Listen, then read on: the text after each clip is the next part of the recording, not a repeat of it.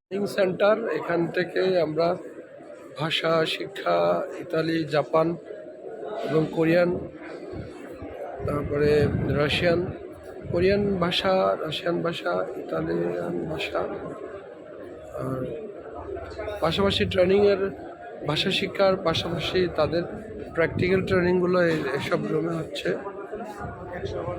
যে practical training চলছে।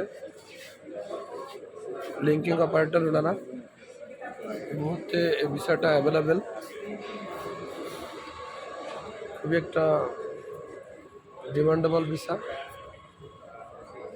এই যে লিঙ্কিং অপারেটর ট্রেনিং রুম।